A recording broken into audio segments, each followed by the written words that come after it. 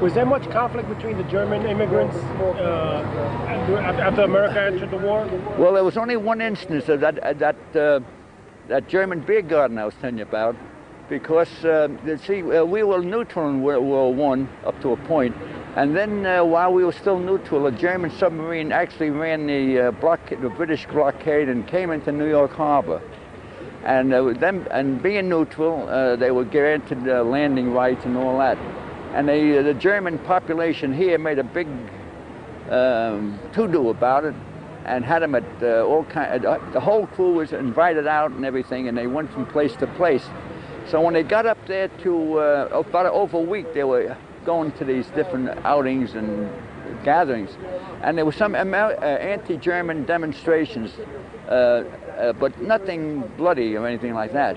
But a big surprise was when they got to Bruckner and Tremont, which was the old Hoffman Park, there was no one, hardly a soul, because Schuylerville over there happened to be all Irish immigrants, and they worked on the estates. They were the stonemasons for the Fort Schuyler, sea walls, and all that stuff.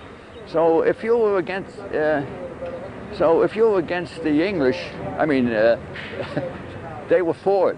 So they didn't have any problem with the Irish demonstrating against the Germans there, because they were like of the same mind, I should say, you know. But that's the only instance I've ever heard of any kind of a demonstration, anti-war. I mean, anti-German. Yeah. Had nothing to do with religion or anything, you know. It's the Kaiser. Yeah. So I guess well. So now. This St. Teresa Avenue, this is the fourth name of this particular thoroughfare. Now, if you look downhill, you're going in a straight line with Morris Park Avenue. On the other side of the Westchester Creek, the swamps, the psychiatric division, and Eastchester Road. And if you went in a straight line, you'd pick up Morris Park Avenue. So, at one time when this was getting going in this area here, there was a real estate outfit, and they had their real estate office downtown on Liberty Street. So the very first name they ever named this was in 1892, and it was known as Liberty Street. And I went down there one time. I worked in the neighborhood, and I went down and I got to look at some of their old maps. And they were quite intrigued why I was looking at. They still thought they really didn't trust me. They thought I was, you know, somebody else or something like that. But that was 1892, and that held on for about 12 years. And then there was this one of these, and then it was known as Alice Street. And Alice Street, her last name was Stennard, which was the Stennard town that we're talking about, or Stannard. Some people say Stannard town. That was Alice Stennard, and in 1910 it carried that name. And then after that it became Morris Park Avenue. That was when they brought it over here, and that was until 1968. So within all our, I mean, 1968 and 1920 perhaps with some of us, we know it by two other names already. So in 1968 it got its final name, we think. And it was due to the St.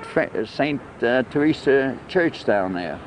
And this being a heavily Italian and more probably Catholic neighborhood, it was very good. It was a good idea, because Morris Park over here, it always bothered me too. It's nowhere near the rest of the Morris Park Avenue, which is at least a mile and a half away on the other side. So I tracked it down to all of it, you know. So that's the fourth name. Now, we can go another block, or we can go back up this way and then go along, because then you can see the way this street cuts back again. You'll see, I mean, not this street,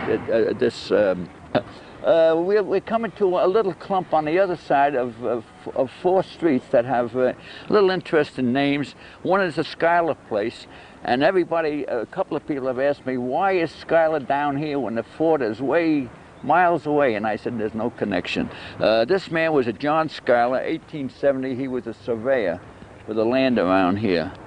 But then you also see a place called Sands Place, S-A-N-D-S. And the Sands, that family, they go back to pre-revolutionary times.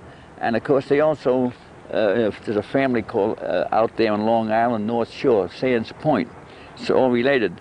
And there's also an Arnaud place, A-R-N-O-W.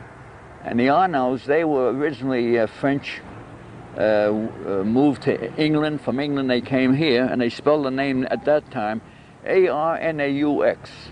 But they pronounce it and spell it now Arnaud, A-R-N-O-W. So we're not going to get down there, but I can't resist telling you about it. My wife used to say to me, I pity anybody asks you for directions. And it's true. So, is the Arnaud, Mr. McNamara, is the Arnaud place any relation to Arnaud Avenue over in... Yes, I mean, it was a big family, and they own land over there by Eastchester and... same yeah, when it's Arnaud. John, you said Sands Point on Long Island was named after the family name Sands? Yeah. Because I always thought it was named after the point because it's all sandy, you know. And it could be, but I mean, it isn't. It was named because it was. Well, they would most likely call it Sandy Point then, you know. Because Execution Rocks is right here, Lighthouse is right Oh, here. yeah, that's right. We used to fish there. No, that would be Sandy because I know I live near. Bill lived near Sandy Beach, and you know. I just assumed that it was Sands Point. Well, I mean, some people will probably dispute it, but I go. That's the first time we ever heard that. Yeah, that's the Sands family. John, the Arnaud Mansion on Williamsbridge Road, that's still there. Still the same family? Williamsbridge and Pierce, 1604 Williamsbridge. And Pierce, I couldn't tell you. I wouldn't say it. So onward and upward.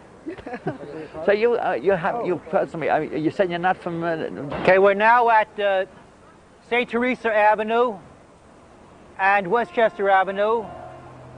And Willow Lane comes in on your left.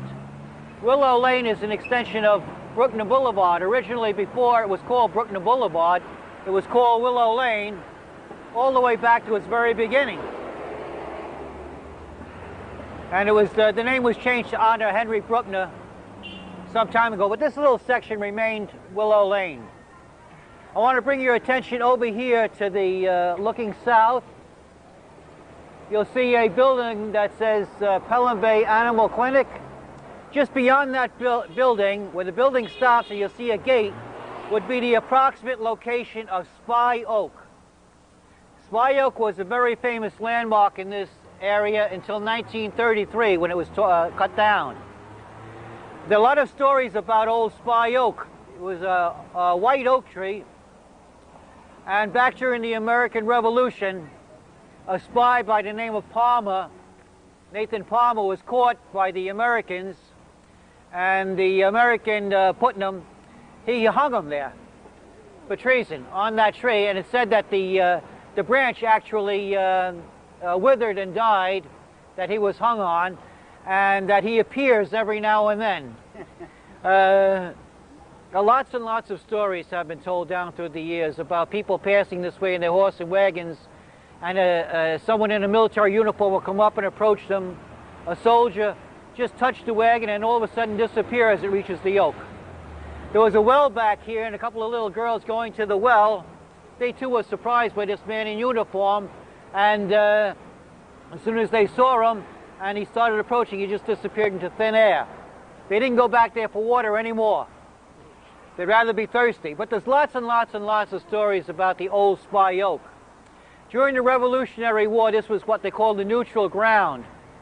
So you had both sides fighting in this area, coming back and forth, mostly to get supplies, cattle, farm goods. There was all farms over here. And the British, those British sympathizers were called skinners, and the American sympathizers were called cowboys. And whenever they caught a British sympathizer, they would hang them from that old Spy Oak. So sometimes Spy Oak might be referred to as Skinner's Oak. So if you hear that term, that's why it's called Skinner's Oak. You mean they would hang them on the spot, or they would give them a trial or anything? No, no trials. No, that takes a lot of time. As a matter of fact,